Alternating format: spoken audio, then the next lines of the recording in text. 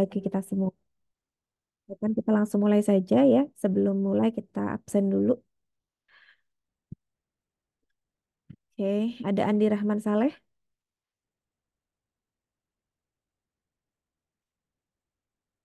Andi Rahman Saleh ada?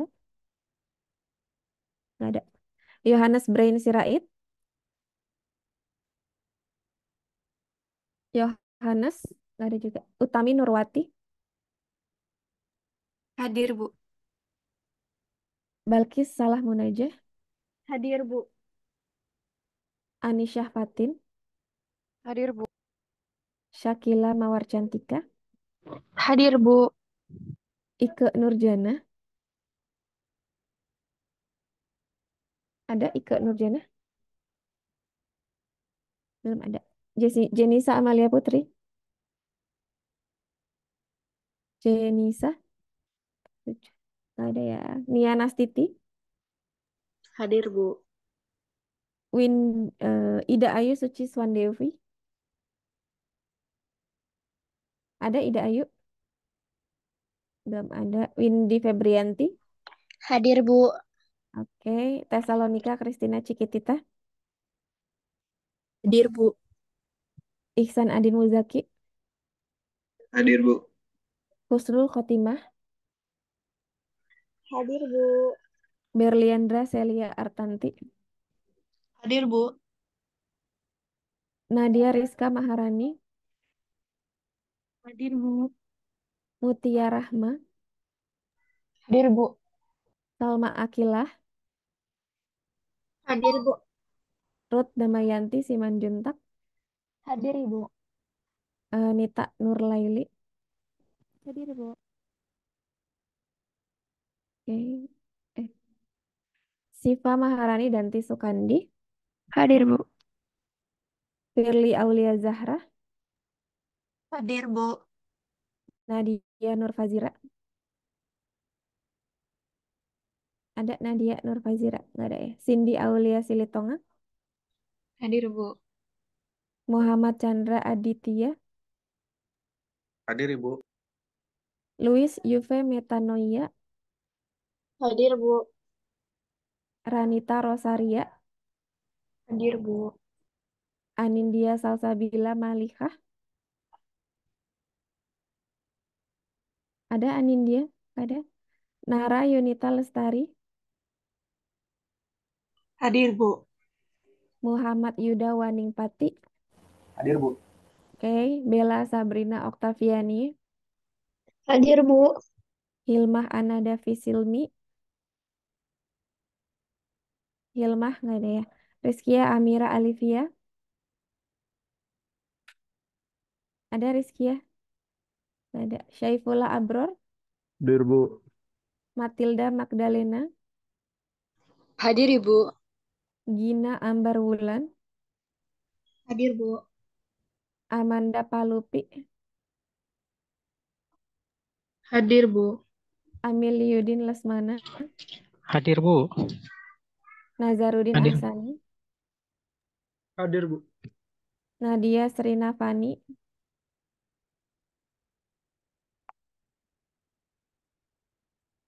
Nggak ada ya. Oke, siapa yang belum confirm? Ada yang baru join? Jenisa. Ibu, saya tadi udah dipanggil tapi belum dijawab. Siapa namanya? Ike, Bu. Jenisa, Ike. Siapa lagi?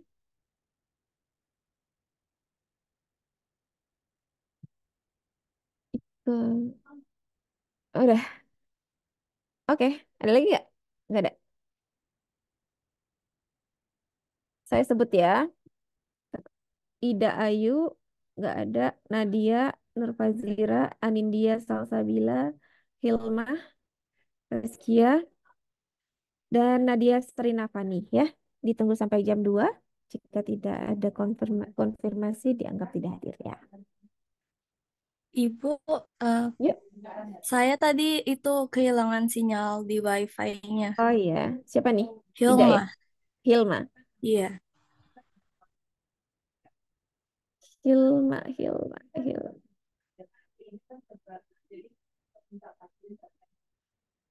Oke.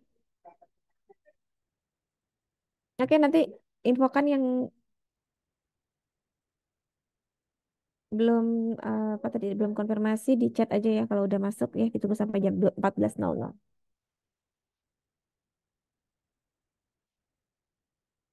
Ya, rekan-rekan kita langsung masuk ke materi ya. Kemarin kita sudah sampai mana ya? Kemarin baru sampai pengantar ya. Lecturing.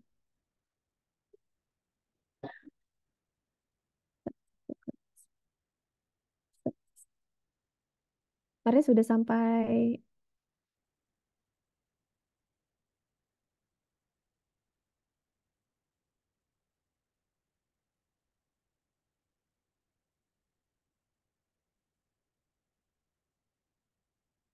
relevansi statistik ya.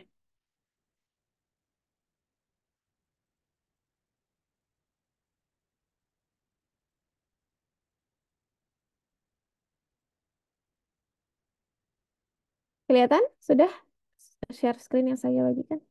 Terlihat, Bu. Kalau nggak salah kemarin udah sampai sini ya. Sampai relevansi statistik ya. Terus ya kita refresh dulu ya sedikit ya ke soal di awal pertemuan ya. Bukan soal sih apa ya case ya di awal pertemuan. Jadi ada 20 twinnies ya, 20 anak remaja tanggung gitu ya yang disurvei terkait dengan radio stasiun radio yang mereka dengar ya di selama perjalanan mereka ke resort ski. Terus mereka diminta merating kualitas makanannya di restoran, lalu eh, ditanyakan tentang jam berapa seharusnya main dining area ya tempat makan itu tutup ya di tempat tersebut, dan berapa banyak uang yang mereka habiskan di eh, apa namanya di tempat wisata tersebut ya. Jadi itu surveinya. Nah, sekarang sebelum masuk ke analisis survei tersebut ya, kita bahas dulu ya. Kenapa sih kita perlu ya belajar statistik ya? Nah, kalian perlu tahu dulu ya, statistik itu adalah suatu metode yang bisa digunakan untuk mengekstraksi informasi-informasi yang berguna dari serangkaian data. Ya, jadi kalau kalian punya data kayak tadi tuh, kayak datanya si data twins tadi, yang data remaja tanggung yang ada 20 responden ini. Kalau udah punya data terus ngapain gitu ya? Cuma gitu aja, diliatin aja ya. Tentu tidak ya. Jadi dari data tersebut bagaimana cara kita mengolahnya, bagaimana cara kita mengekstrasinya, dan bagaimana cara kita mendapatkan informasi yang penting dari data tersebut itu kita pelajari di mata kuliah statistik ya. Nah, dataset itu tadi ya, serangkaian data yang kita punya ya. Nanti kalau kalian bikin skripsi, datanya pasti akan lebih kompleks ya, lebih banyak, lebih beragam. Variabelnya juga akan lebih beragam juga ya. Nah, untuk melakukan statistik yang baik ya, kalian rekan-rekan ya harus menemukan data yang tepat ya, data yang benar. Jadi kita butuhnya itu apa? Apa variabel yang kita teliti ya. Nah, kita harus bisa mengidentifikasi data apa yang apa namanya yang kita butuhkan untuk mengisi variabel tersebut. Misal, rekan-rekan mau meneliti apa namanya pengaruh terhadap pengaruh misalnya usia gitu ya terhadap eh, minat belajar gitu ya. Nah, berarti kan ada variabel usia, ada variabel minat belajar. Nah, ada dua variabel yang harus diukur ya. Nah, variabel usia ini ya berarti data yang harus dicari apa? Ya, berarti usia dari respondennya. Terus minat belajar juga berarti yang dicari yang harus dicari apa? Berarti yang harus dicari adalah ukuran dari minat belajar seseorang. Ya, nah itu harus diidentifikasi dulu data apa yang kita butuhkan gitu ya, sehingga baru kita tahu, kita bisa eh, apa namanya mengidentify data mana yang tepat yang bisa kita kumpulkan. Nah, setelah datanya dapat, ya udah, terus diapain? Ya, tentu kita harus punya statistical tools ya atau alat statistik yang tepat untuk mengambil makna dari data tersebut. Ya, jadi nanti alat-alat statistik kita akan belajar ya perlahan-lahan apa saja sih gitu ya yang bisa kita gunakan ya. Tergantung tujuan kita mau nyari apa dari data tersebut ya. Kita cuma mau misalnya nyari rata-rata ya berarti alat statistiknya ya hanya untuk mencari rata-rata aja ya central tendency. Atau misalnya kita mau mencari apa namanya frekuensi hal yang paling banyak sering muncul gitu ya. hal yang paling sering muncul dari suatu data. Berarti kita butuh apa namanya butuh mencari modus dari data tersebut ya. Nah, ini tergantung dari kebutuhan kita. Kebutuhan kita dari akan data tersebut tuh apa? Misalnya mencari korelasi atau hubungan antar satu variabel dengan variabel lainnya. Nah, itu juga alat analisisnya nanti berbeda ya. Alat statistiknya untuk yang digunakan itu akan berbeda. Ya, jadi supaya statistik itu baik gitu ya, hasilnya baik ya, kita harus identifikasi satu, datanya harus bagus, dua, alatnya harus tepat ya. Nah, yang terakhir ya, setelah ada data, setelah ada alat analisisnya, nah terus diapain ya? Nah, dari hasil analisis kita ya kita bisa secara verbal, secara naratif gitu ya, secara ya naratif sih ya bisa mengkomunikasikan angka-angka yang dihasilkan dari statistik tersebut ya. Jadi bagaimana cara kita mengkomunikasikannya ya, itu juga akan mempengaruhi ya tingkat kualitas dari statistik yang kita lakukan ya. Ya, jadi tiga. Satu, cari datanya yang tepat sesuai dengan kebutuhan kita, gunakan. Yang kedua, gunakan alat statistik yang sesuai, yang tepat juga dengan tujuan kita. Dan yang ketiga, bagaimana kita mengkomunikasikan angka-angka yang dihasilkan dari analisis tersebut. Ya, yang mengkomunikasikannya tentu saja dengan bahasa ya, dengan bahasa tertulis ya, dengan kata-kata ya. Jadi angka itu artinya maknanya apa? Ya, misalnya ditemukan rata-rata pendapatan di suatu daerah setelah dihitung statistik itu 1 juta. Nah, makna angka 1 juta itu apa? Ya, itu bagaimana mengkomunikasikannya. Kita bisa saja mengatakan bahwa rata-rata pendapatan penduduk misalnya di kota X adalah 1 juta rupiah. Nah, setelah itu 1 juta itu kita mau ceritakan kemana? Apakah misalnya dia mau dibandingkan dengan rata-rata di tempat lain gitu ya? Apakah kita mau bandingkan misalnya di negara lain atau seperti apa? Ya itu apa namanya tergantung dari tujuan statistik yang kita akan lakukan.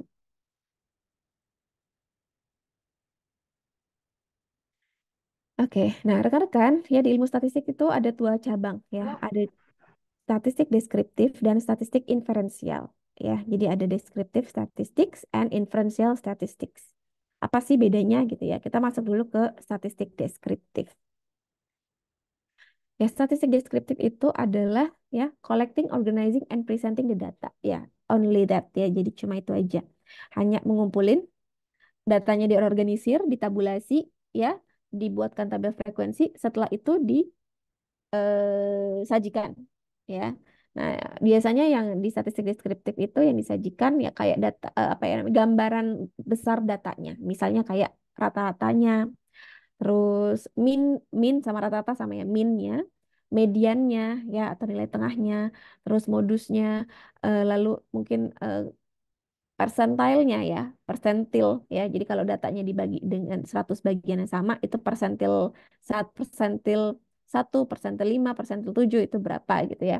Terus atau kuartilnya, data kuartilnya atau standar deviasi juga masuk ya ke dalam deskriptif statistik. Jadi di sini di statistik deskriptif itu belum ada apa ya melihat hubungan antar satu variabel dengan variabel lainnya. Dia itu hanya menyajikan data yang kita punya ya. Kita sajikan distribusinya seperti apa ya. Gambaran besar datanya itu seperti apa.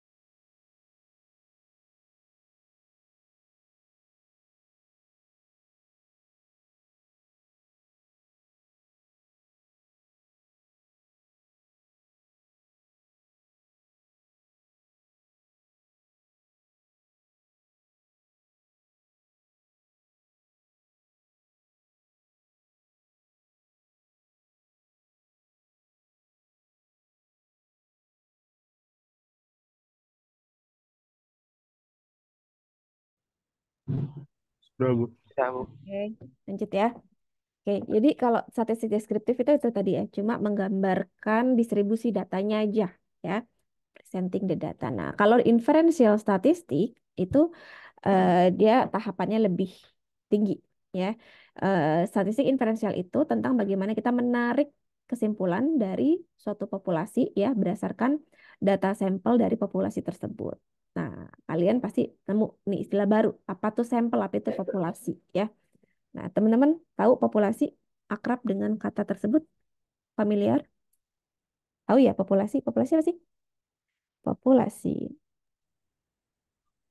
Populasi yang pernah kalian tahu apa populasi? Jumlah penduduk, Bu. Ya, populasi jumlah penduduk biasa gitu ya. Oke.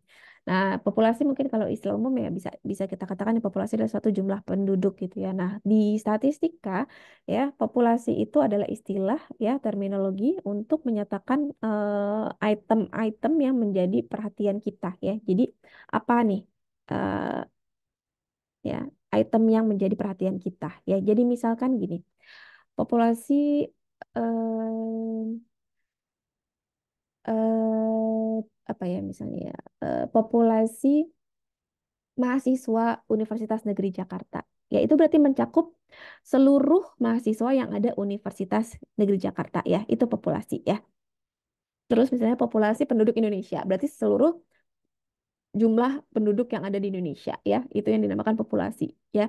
Jadi di sini disebutkan consist of all items of interest. Jadi kalau kita dalam penelitian mau memilih populasi penelitian kita, yaitu berarti adalah seluruhnya, seluruh bagian dari si hal yang menjadi perhatian kita itu ya.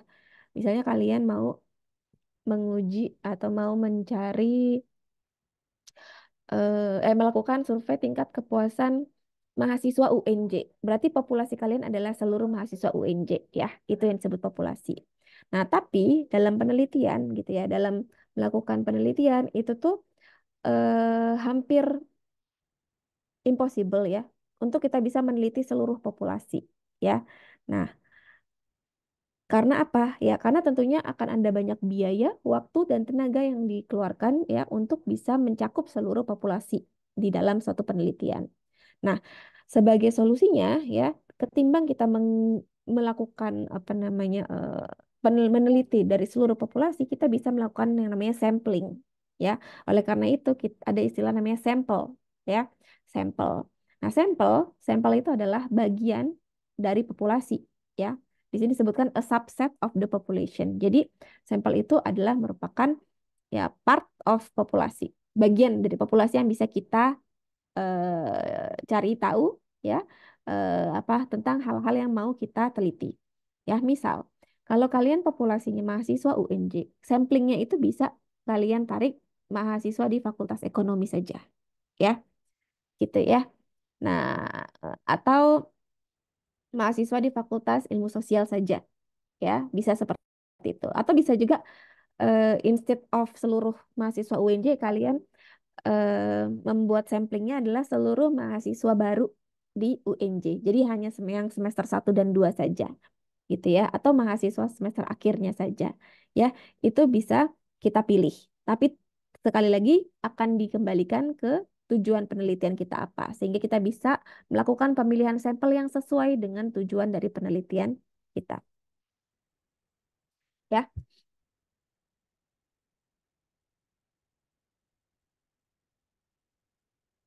oke. Nah, selanjutnya ya, statistik sampel ya. Statistik sampel, ya, statistik sampel itu adalah statistik yang dihitung dari data sampel dan biasanya digunakan untuk menarik kesimpulan tentang parameter dari populasi. Nah, balik lagi ke tadi. Kalau kita melakukan penelitian, ya, kita melakukan statistiknya nggak statistik untuk populasi, ya, tapi untuk sampel, ya. Nah, sampel inilah, dari sampel inilah ya kita bisa hitung secara statistik, ya, untuk kita bisa menarik kesimpulan yang akan bisa kita pakai untuk menjadi parameter dari populasi. Ya, parameter populasi itu apa ya? Parameter itu ya kayak alat ukur gitu ya untuk mengukur si populasinya itu ya berdasarkan dari data sampel. Ya, jadi mungkin kalau eh, secara real ya mungkin tidak 100% itu akan akurat ya, karena kan kita menarik datanya dari sampel bukan dari populasi. Ya, tapi sedikit banyak data dari sampel tersebut ya, apa yang kita bisa tarik dari sampel tersebut itu bisa kita gunakan sebagai parameter untuk si populasi ya.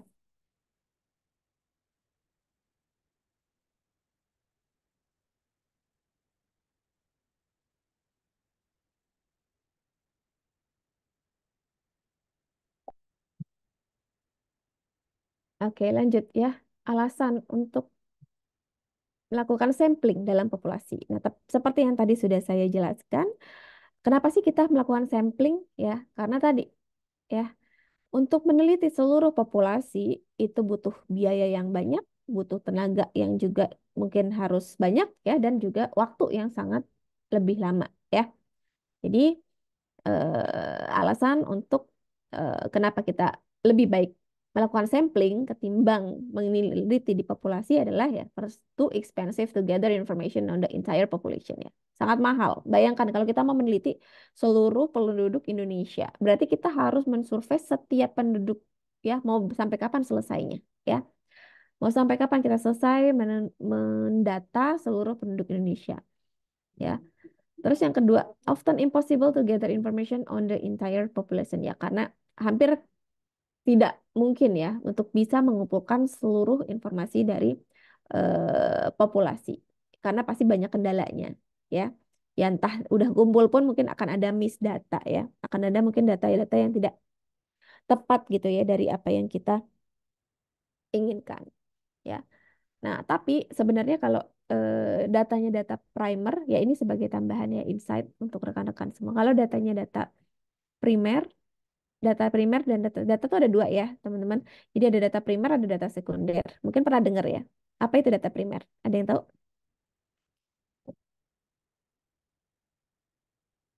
Ada yang tahu apa data primer? Data primer menurut buku yang saya baca ya Bu, dari Nata Wirawan kemarin, Ya, itu Mutia.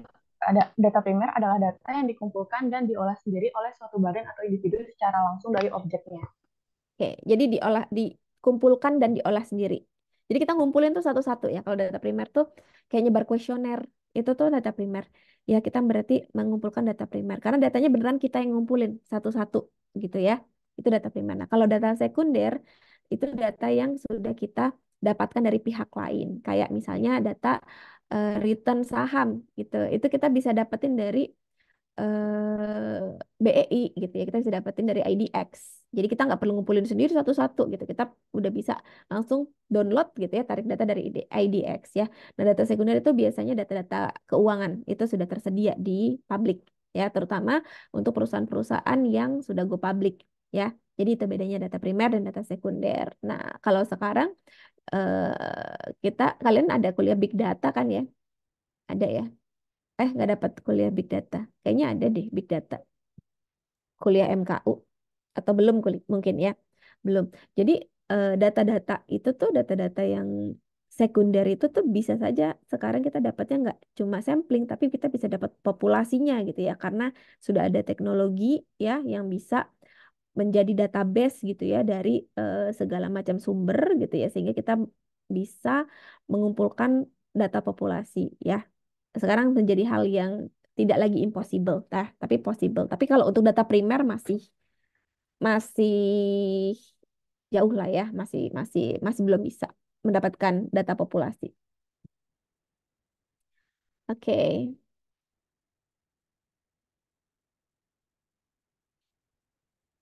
lanjut ya. Nah, teman-teman, ya tipe atau jenis data ya. Tipe jenis data tuh ada tiga jenis.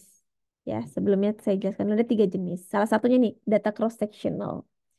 Ya, ada data cross sectional, ada data time series, dan kombinasi keduanya. Kita sebutnya namanya data panel, ya, panel data. Karena datanya ada panelnya ya, panel cross sectionnya ada, panel time seriesnya juga ada. Ya, tapi di buku ini mungkin baru dijelaskan dua ya. Nggak apa-apa, sebagai tambahan informasi aja. Kalau ada lo data kombinasi namanya data panel, ya. Nanti biar kalian nggak apa ya, nggak asing juga dengan istilah tersebut. Ya, kita satu-satu dulu bahas ya.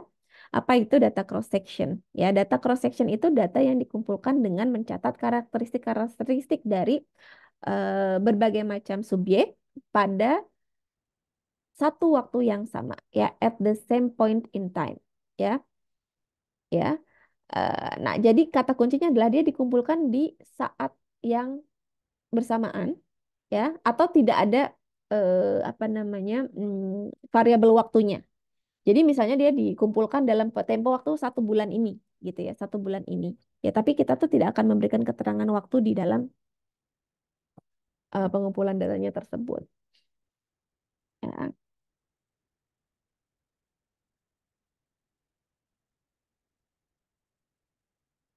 oke, lanjut ya. Subject might include individuals, households, firms, industries, regions, and countries ya. Nah, subjeknya atau eh, variabel-variabel yang kita cari itu biasanya terkait dengan data-data individu ya, data rumah tangga, data perusahaan ya, data industri, data daerah sama data negara. Nah, ya. Contoh dari data cross section itu adalah seperti data yang kita peroleh di introductory case ya, si twins ini tadi. Ini adalah salah satu bentuk contoh data cross section. Ya, kenapa dibilang data cross section tadi? Dia nggak ada keterangan waktu kan. Jadi semua data ini diperoleh ketika kita minta responden mengisi ya, mengisi pertanyaan-pertanyaan yang kita ajukan gitu ya, terus kita tabulasikan ya. Jadi nggak ada keterangan waktu di sana. Tidak ada keterangan misalnya si ini mengisi tanggal ini gitu ya. Ini itu tidak ditayangkan di dalam penyajian datanya ya. Itu data cross section. Jadi dia seperti analoginya tuh seperti foto ya, diambil di satu waktu yang sama. Spread gitu ya. Nah, bentuknya kayak foto lah analoginya. Nah, yang kedua, data time series. Kalau data time series itu data runtun waktu. Namanya namanya runtun waktu. Berarti itu data yang kita kumpulkan dari waktu ke waktu, ya. Dari waktu ke waktu kita kumpulin ya karakteristik apa yang mau kita cari tahu ya. Nah, kita kumpulin itu dari waktu ke waktu. Bisa harian, ya, bisa bulanan, bisa mingguan, bisa kuartalan, bisa tahunan, ya tergantung dari kebutuhan. Ya, jadi datanya itu dikumpulkan dari waktu ke waktu. Ya, misalnya aja nih, contoh di sini adalah data dari pertumbuhan GDP, ya, pertumbuhan Growth Domestic Product di Amerika dari tahun 80 sampai 2010. Berarti kita ngumpulin per tahunan ya kalau data GDP. Ya, tahun 80 sampai tahun 2010 ya. Nah, ini datanya disajikan dalam dalam grafik. Ya, data disajikan dalam grafik.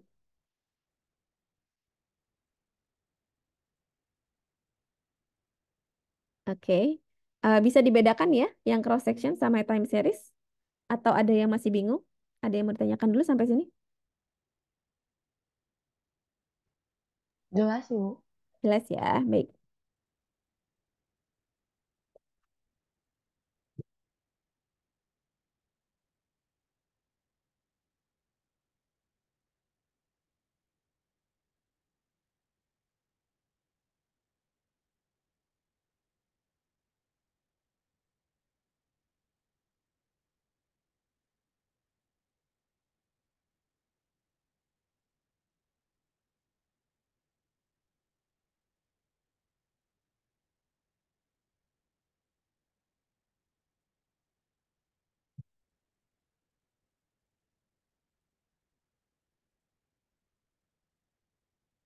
Oke, bentar ya.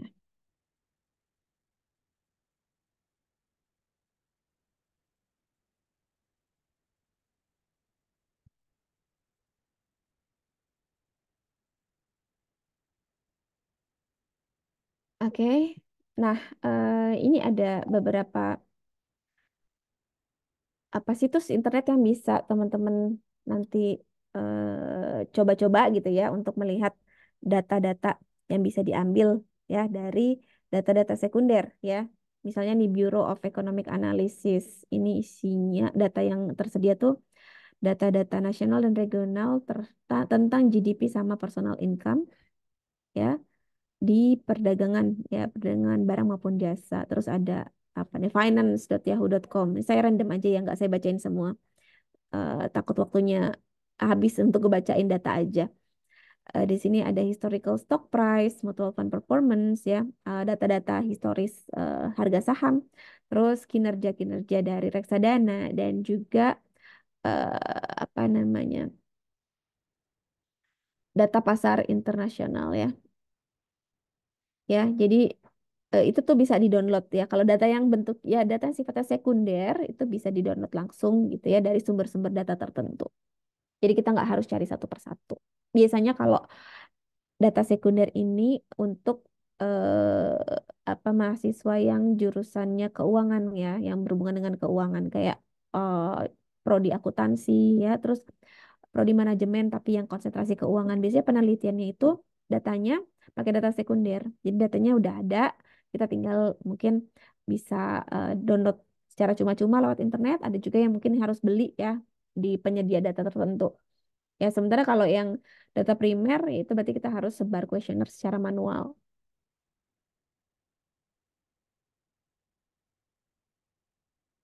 Oke. Ya, sekarang kita lanjut ya. Nah,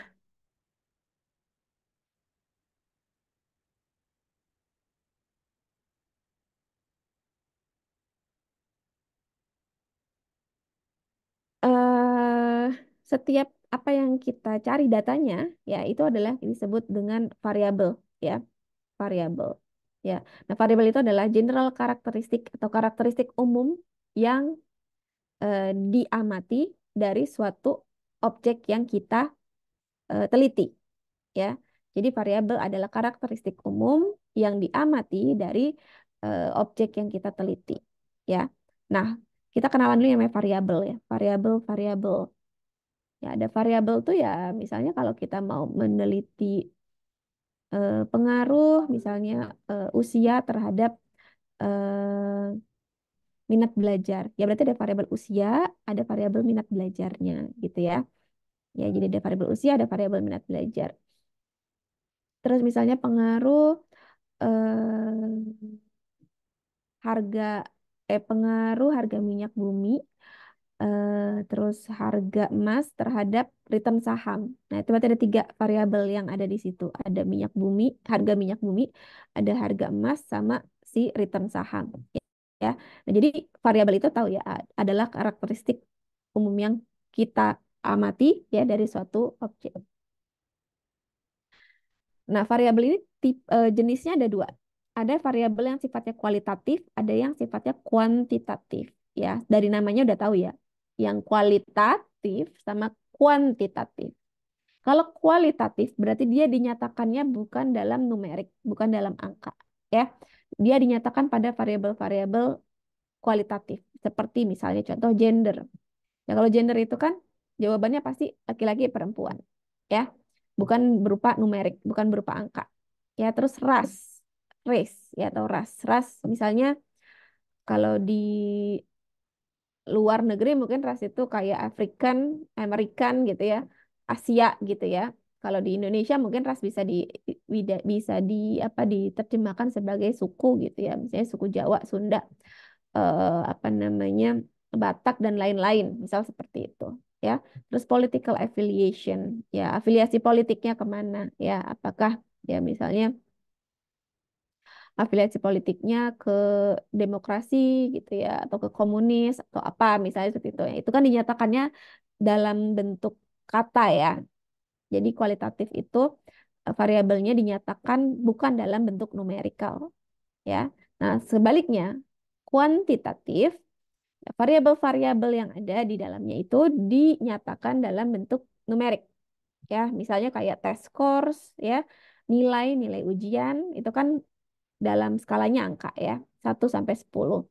Terus age ya atau usia umur umur juga kan dinyatakannya dalam angka. Terus weight ya berat badan, tinggi badan, terus apa lagi ya masa kerja ya itu kuantitatif.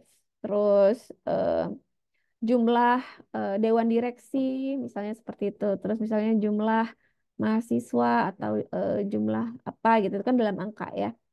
Nah, di variabel yang sifatnya kuantitatif itu sendiri, yaitu dibagi lagi menjadi dua jenis. Ada variabel kuantitatif diskrit, ada yang continuous. Nah, bedanya apa sih yang diskrit sama continuous?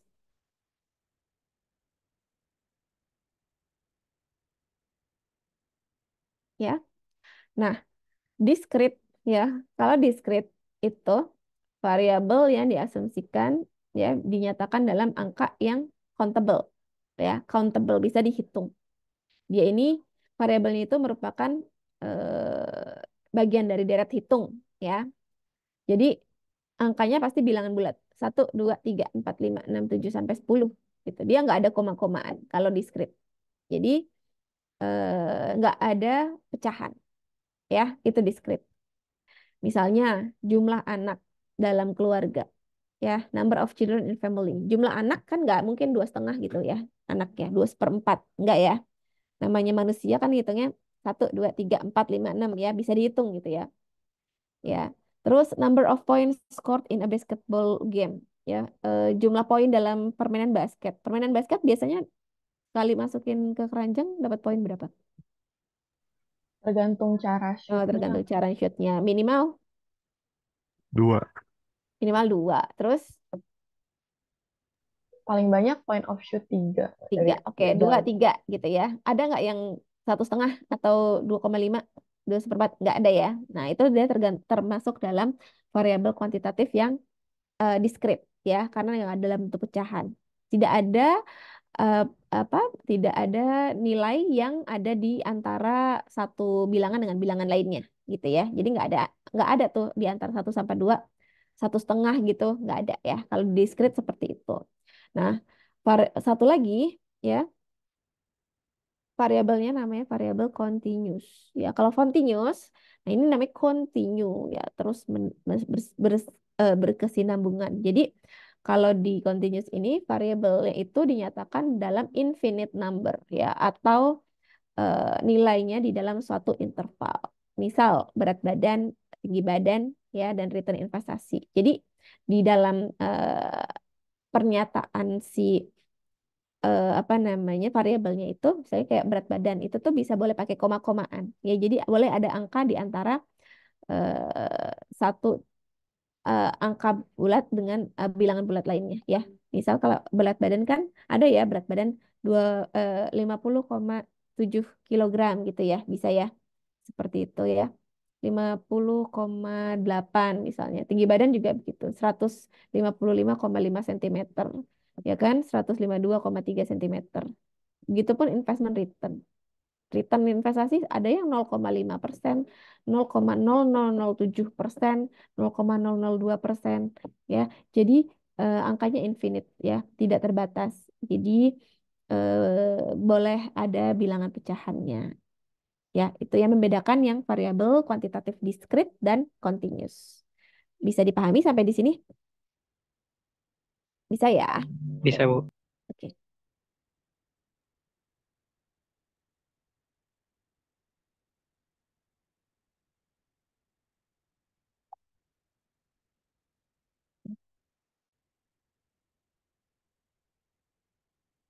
Oke, nah sekarang kita masuk ke skala pengukuran.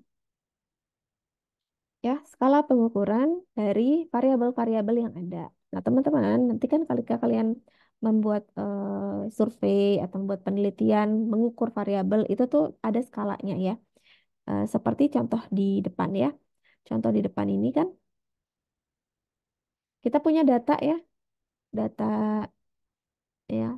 Data pertanyaan pertama tadi jawabannya adalah si stasiun radio gitu ya. Data pertanyaan kedua, data rating restoran. Data pertanyaan ketiga itu datanya apa namanya, data jam tutup restoran ya, dan data keempat itu berapa uang yang kita keluarkan untuk di dalam tempat wisata tersebut. Nah, dari hasil-hasil jawaban ini ya, nanti itu kita akan konversi ya ke skala-skala pengukuran. Nah, skala pengukuran itu ada 4.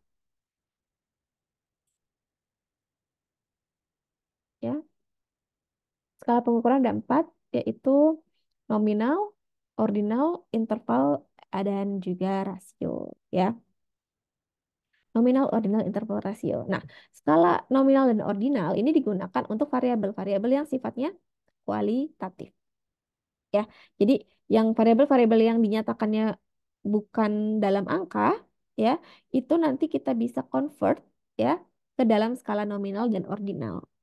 Ya, nah sementara kalau untuk variabel yang kuantitatif itu bisa kita menggunakan skala pengukuran interval dan rasio. Kita akan belajar pelan-pelan ya. Apa sih skala-skala ini? Ya, maksudnya apa sih skala ini? Oke, kita masuk dulu ke nominal scale ya, atau skala nominal. Nah, skala nominal ini merupakan skala yang levelnya paling rendah dalam memberikan informasi ke pembaca ya. Jadi dia itu skalanya paling rendah. Kenapa paling rendah? Karena dia itu simply categories for grouping the data. Dia itu hanya secara sederhana mengkategorikan atau mengelompokkan data. Ya, informasinya cuma sebatas itu. Ya, jadi informasi yang diberikan di skala nominal dia hanya sebagai pembeda. Ya, hanya sebagai pembeda. Contohnya seperti apa? Misal di sini ada contoh data perusahaan dengan tempat listingnya. Ya, ada nama perusahaan di tulisan company ini nama perusahaan ya 3M, Alcoa ini perusahaan-perusahaan yang go public ya di Amerika kemungkinan ya.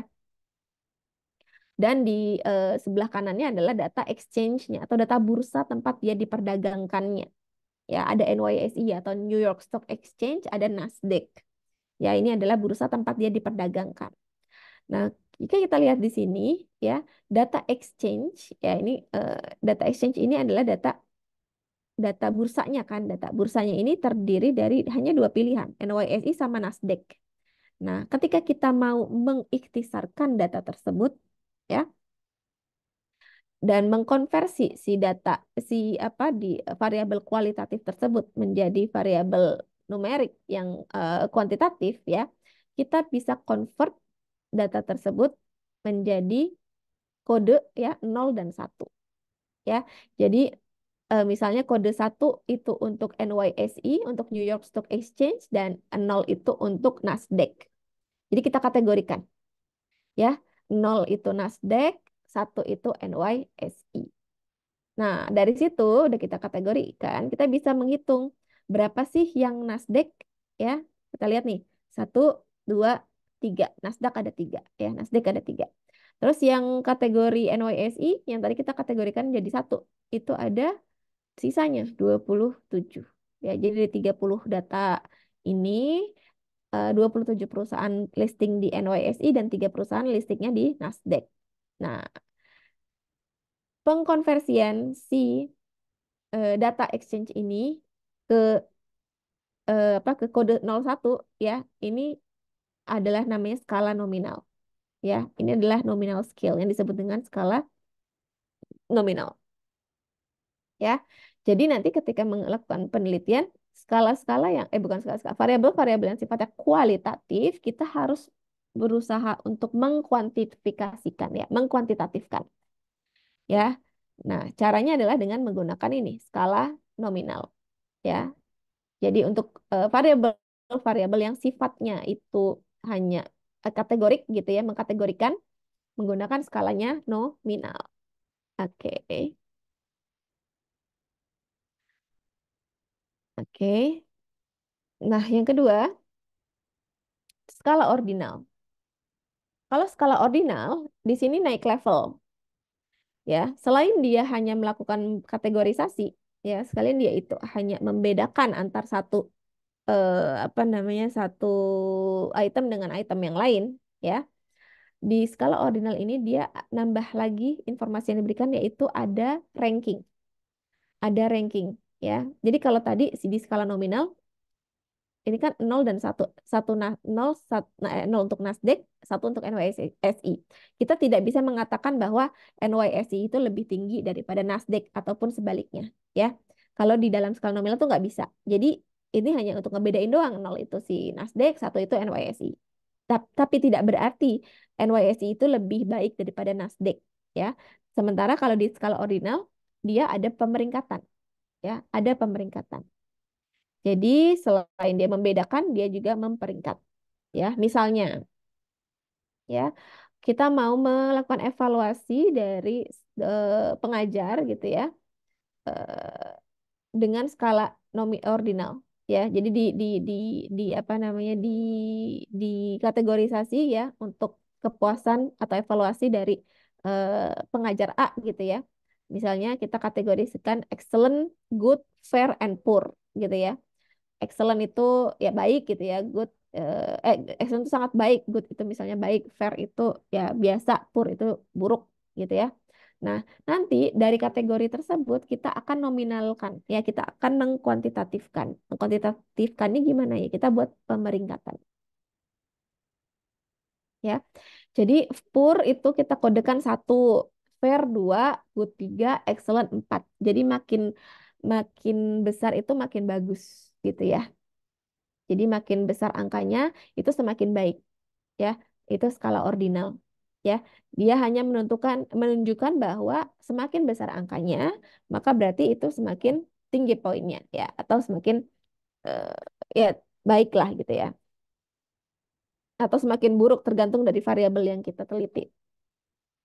Nah, dalam skala ordinal ini, difference between categories, jadi perbedaan antar satu kategori dengan kategori lainnya, misalnya kayak tadi pur 1, excellent 4.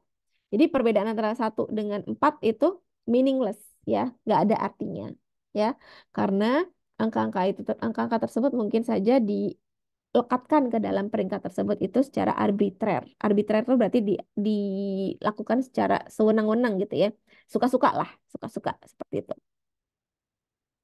ya, sehingga tidak bisa kita menginterpretasikan apa namanya tingkat perbedaan ya antara kualitas instructure dari contoh tersebut yang buruk sama yang excellent tuh bedanya seberapa, itu tidak bisa didefinisikan di skala ordinal ini ya. Jadi dia tuh cuma memperingkat aja, itu informasi yang bisa dilakukan di skala ordinal. Oke. Nah, contoh, ya kita balik ke contoh tadi, twin survey, ya. Kita tadi sudah kenal dua skala, skala nominal dan skala ordinal. Nah, kalau dari 4 pertanyaan yang tadi diajukan di survei twins tersebut, kira-kira pertanyaan pertama itu lebih cocoknya pakai skala apa? Nominal atau ordinal? Nominal. Why? Siapa yang jawab? Mutia ya? Gimana Mutia? Karena itu radionya kan ya. Ya, Radio jam jam 94,5 itu belum tentu lebih baik daripada mix 101,1 dan Q 108 gitu. Jadi kayak ya, mm-mm. ya jadi mereka belum tentu lebih baik daripada yang lain. Jadi makanya itu Oke. nominal. Oke, good Mutia ya, bagus. Betul. Jadi nggak radio itu nggak ada yang apa namanya menjamin satu radio ini lebih baik daripada yang lainnya gitu ya. Jadi kita bisa mengkonversi data tersebut itu dengan skala nominal. Ya, jadi kita bisa bedakan 1, 2, 3 ya. 1 jam, 2 mix, terus yang 3 kiss gitu ya. Tapi tidak berarti kiss itu lebih tinggi daripada si jam atau lebih tinggi daripada si kiss. Ya, jadi skala yang tepat untuk pertanyaan pertama itu adalah skala nominal. Nah, kalau pertanyaan kedua itu masuknya skala apa? Pertanyaan kedua itu kemarin adalah suruh berikan rating dari rasa makanan yang ada di sana di ski resort itu. Kira-kira kalau rating skalanya nominal atau ordinal? Ordinal, Bu. Ordinal. Why? Kenapa? Karena mengurutkan dari yang terbaik dan terburuk. Ya, karena dia hanya mengurutkan dari yang terbaik sampai yang terburuk atau sebaliknya ya. Dan juga tapi selisih dari yang terbaik sama terburuk itu tidak bisa kita definisikan sebagai besaran yang pasti ya. Misalnya rating makanan yang 4 sama yang 2 ya. Tidak berarti makanan yang ratingnya 4 itu 2 kali lebih enaknya gitu ya daripada makanan yang ratingnya 2 ya. Kita nggak bisa mengatakan seperti itu ya. Tapi kita hanya bisa memerlukan pemeringkatan. Hanya bisa bilang kalau yang peringkat 4 itu lebih enak daripada yang peringkat 2 ya menurut si responden. ya. Oke, nah pertanyaan ketiga sama pertanyaan keempat ini masuknya ke skala untuk quantitative variables ya. Jadi kalau kalian apa namanya identifikasikan dia ke skala nominal atau ordinal tidak tepat ya. Kita masuk.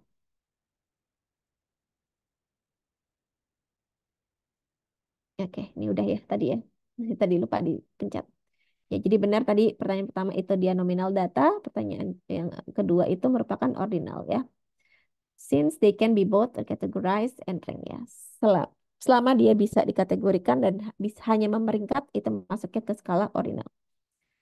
Nah, kita masuk ke ke skala interval dan skala continuous ya. Nah, untuk sebenarnya udah kelihatan ya kalau dari pertanyaan ketiga sama pertanyaan keempat itu jawabannya tuh udah berupa angka gitu ya. Jawabannya udah berupa angka. Jadi udah pasti dia bukan kualitatif ya. Udah bukan skalanya bukan lagi kualitatif, tapi kuantitatif. Nah, skala pengukuran untuk variabel yang kuantitatif, yang pertama adalah skala interval. Nah, di skala interval ini informasi yang diberikan itu lebih naik lagi tingkatnya. Kalau tadi si nominal hanya membedakan atau hanya mengkategorikan, variabel ordinal mengurutkan, ya. Nah, variabel interval ini, ya, eh, dia itu melakukan kategorisasi juga, terus membuat peringkat juga, pemeringkatan juga, ya. Eh,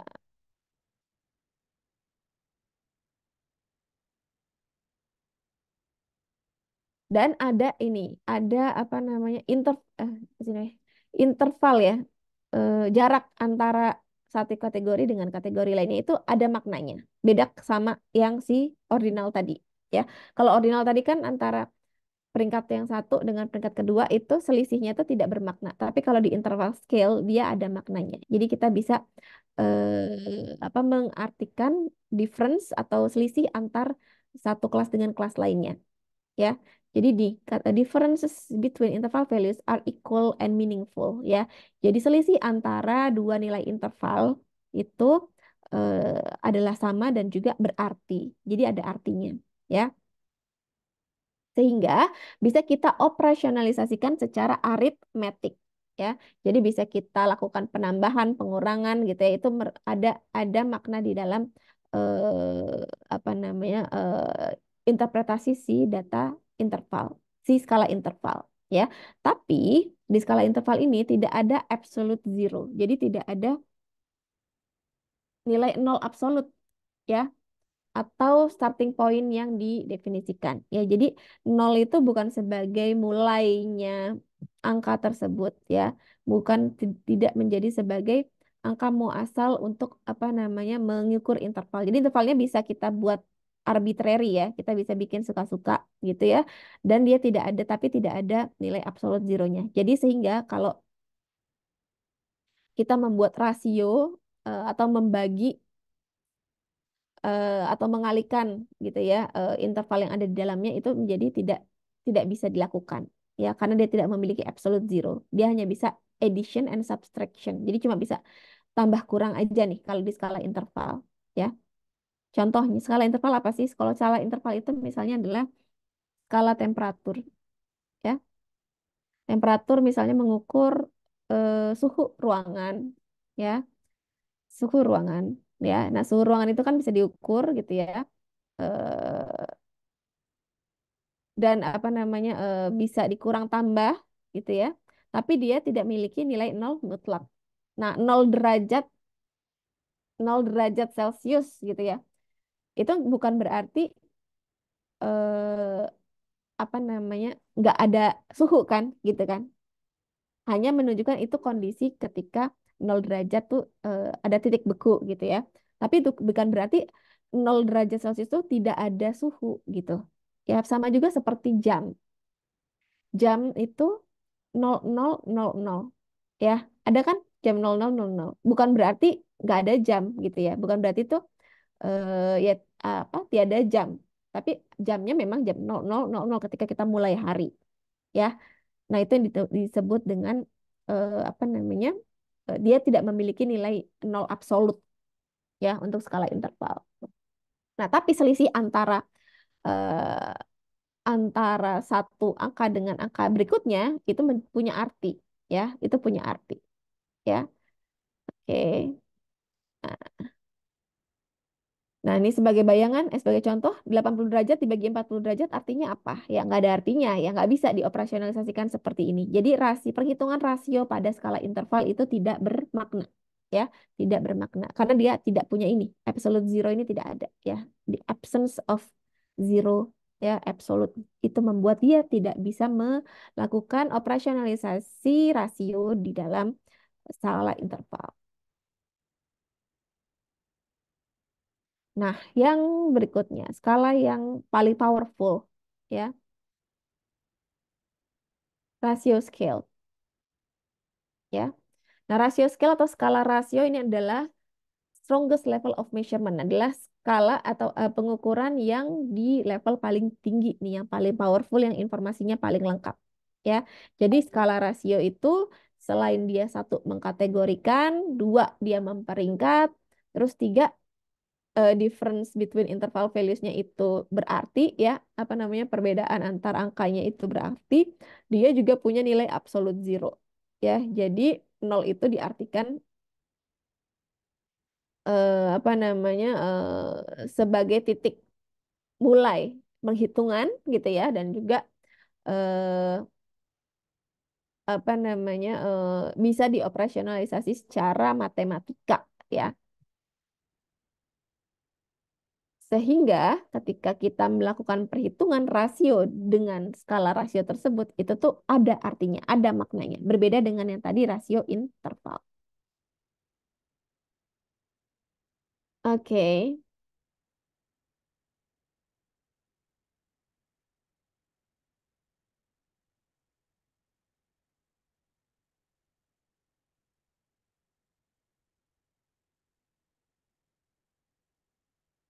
Nah, berikut adalah variabel-variabel yang diukur dengan dengan skala rasio, ya. Misalnya kayak berat badan, ya. Waktu, ya. Waktu itu skalanya rasio, ya. Beda sama jam, ya. Jadi jam sama waktu tuh, ya, beda, ya. Dan juga jarak itu juga rasio. Terus kalau contoh-contoh variabel bisnis misalnya data penjualan, data keuntungan atau profit, terus tingkat inventory atau tingkat persediaan itu apa namanya, merupakan rasionya skala, ya. Skalanya merupakan rasio, skala rasio.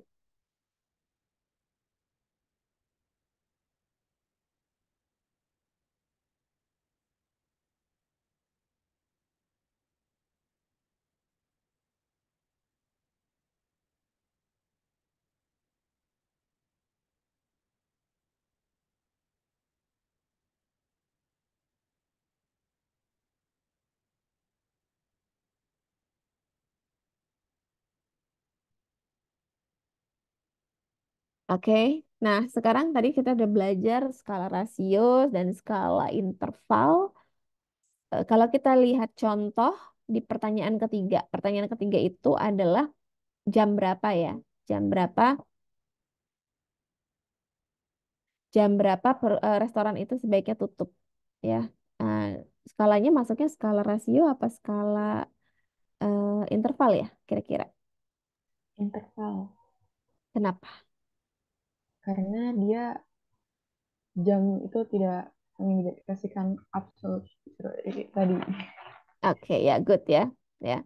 Clock time response are on an interval scale, ya. With this type of data, we can calculate meaningful differences. However, there is no apparent zero point, ya. Jadi jam itu ya kan nggak ada eh, apa namanya, zero absolutnya, ya.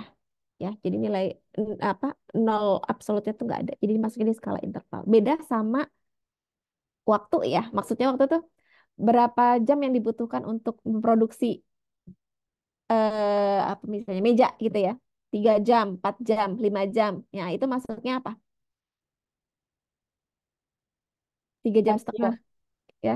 2,5 jam ya. Maksudnya rasio ya. Jadi bedakan ya. Karena ini kan tadi pernyataannya waktu ya. Jadi ini masuknya interval scale. Tapi kalau misalnya durasi ya, nah itu tuh masuknya ke yang rasio ya. Agak tricky ya. Hati-hati. Takutnya keliru aja ya. Nah, kalau yang pertanyaan keempat, berapa banyak uang yang dikeluarkan di The Lodge ya? Berapa banyak sih uang yang dikeluarkan di restoran? Itu masuknya. Rasio karena itu bisa di ini kayak misalkan 20 itu nilai yang Lebih besar daripada lebih besar daripada yang 10. 5. Iya. Hmm, ya, ya informasi yang diberikan itu lebih lengkap ya. Jadi kalau dikategorisasi dia bisa dibedakan, bisa buat peringkat, terus ada selisih antar intervalnya itu ada maknanya ya, dan juga bisa punya nol absolut ya, punya angka nol absolut. Oke, ya. Oke, since the twins responses are in dollar amounts, this is ratio scaled data ya, karena jawaban si twins ini dalam jumlah dolar, maka skalanya adalah rasio ya. Dan di skala rasio dia tidak memiliki apa namanya nilai nol absolut. Oke, good Mutia.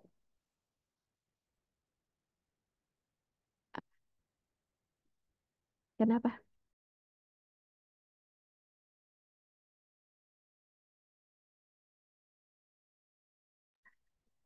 Oke, lanjut ya. Synopsis of twin survey. Sekarang kita lihat ya dari survei si twin yang tadi kita buat ya. Nah, kita bisa bikin nanti deh pertemuan berikutnya ya. Gimana kita bisa tentukan nih ada 60% of the twins listen to Kiss 108 ya.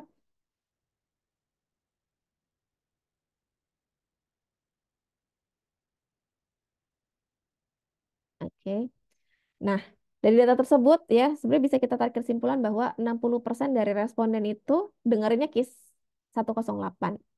Nah, dengan adanya data ini ya, si ski resortnya ya bisa melakukan apa sih gitu ya. Ternyata dengan informasi ini eh, bisa ngasih masukan loh ke manajemen bahwa kayaknya mendingan kita beriklannya di situ di KIS 108 karena yang dengerin nih 60% dari responden tuh mendengarkan si Q108 tersebut ya gitu. Terus dari data tersebut setelah ditabulasi, nanti tabulasi dibahasnya minggu depan ya. em, ada 55% of the twins felt that the food was at best fair. Ya, jadi 55% dari si twins tersebut merasa bahwa makanan yang ada di ski resort tersebut tuh paling enggak tuh fair lah gitu ya. Biasa-biasa aja ya, fair ya. Nggak, jadi yang bilang bad itu di bawahnya gitu ya, di bawah 55, di bawah eh sisanya ya 45% berarti bilang nggak enak gitu ya. Jadi 55% tuh bilang eh, paling tinggi fair gitu. Gimana sih? Apa mengata-ngata ini nih saya kurang jelas kali ya. Wait, wait. Nih kan datanya ini.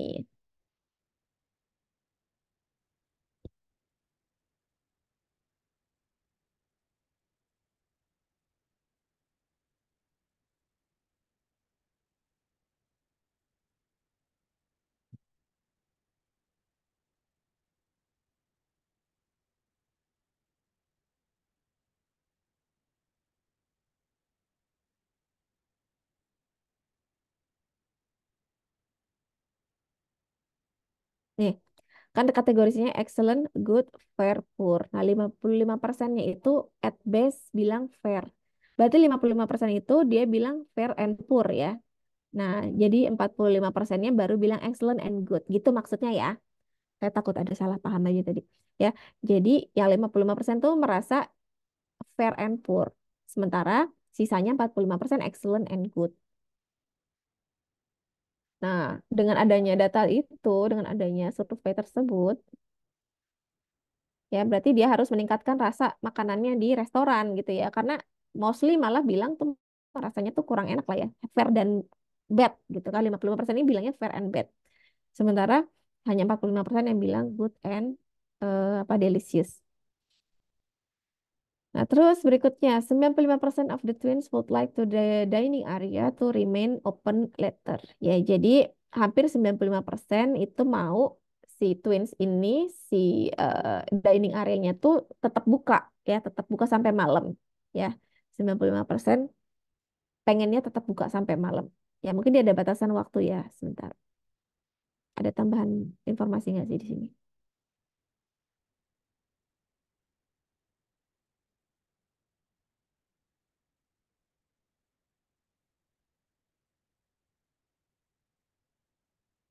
Ini ya. Jadi ini yang paling awal itu apa menyarankan tutupnya jam 3 ya, yang paling pagi ya. Jam 3, yang paling sore ada jam 6 6 ya. Nah, tapi yang menyarankan jam 3 itu cuma sedikit. Jadi memang 95% tuh menyarankan ya bukannya agak malaman lah gitu ya. Agak lebih lama lah.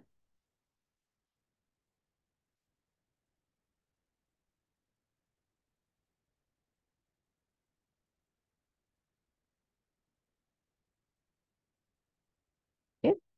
Oke. Nah, itu ya kurang lebih dari dari apa? Contoh introduction introductory case yang kita tadi sudah bahas gitu ya. Ya, satu lagi terakhir nih, 85% of the twins spend their own money at the lodge ya. Jadi hampir 85%, bukan hampir, 85% dari responden itu ngeluarin duit di the lodge ya, di toko yang ada di si ski resort tersebut. Sementara 15% itu tidak jajan lah ya, tidak berbelanja di sana ya. Nah, ini nanti bisa menjadi pertimbangan dari manajemen gitu ya untuk pertama untuk beriklan ya, kedua itu untuk mungkin meningkatkan rasa makanan di restorannya, yang ketiga itu bisa untuk sebagai pertimbangan untuk tetap buka gitu ya dining areanya sampai malam, dan terakhir lagi mungkin untuk bisa mencari inovasi gitu ya untuk bisa menarik pelanggan supaya lebih banyak berbelanja di dia ya. Jadi itu beberapa hal yang bisa diperoleh ya dari survei sederhana yang dilakukan sama ski resort ya. Nah, tentunya dari hasil-hasil statistik atau data yang kita ambil nanti ya dalam suatu penelitian itu akan ada ya banyak hal yang bisa kita tarik kesimpulan ya. Nah, mungkin sampai sini dulu ya pertemuan hari ini. Nanti minggu depan, minggu depan itu saya agak padat. Jadi nanti kita ketemu lagi Jumat aja ya.